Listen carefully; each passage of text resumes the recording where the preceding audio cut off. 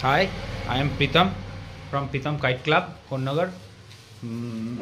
आज मेरे शॉप पे 3 भाई आए हैं श्रीरामपुर से यहाँ गुड्डी लेने। भाई लोगों से बात करवाता हूँ मैं। ये 3 भाई आए हैं मेरे पास श्रीरामपुर से कोन्नगर में गुड्डी लेने के लिए। आप लोगों को कैसा लगा मेरा गुड्डी? बहुत बढ़िया। बहुत बढ़िया। ये सब चीज़ें लिए हैं भाई लोगों ने पसंद करके।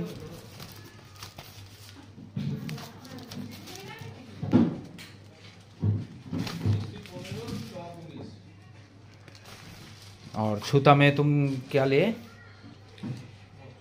ये वासिम राजा सैंडविच का, ठीक है। और सब ठीक है, अच्छा।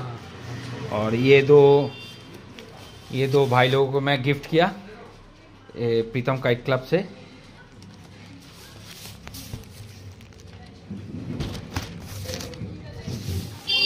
बस भाई लोग फिर आना।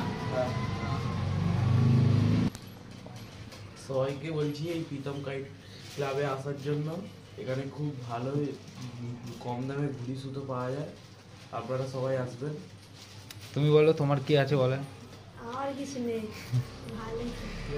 সবাই আসবেন, এখানে অনেক কম দামে ঘুড়ি সুতো পাওয়া যায়, অনেক ভালো ভালো। সবাই আসবেন। Thank you.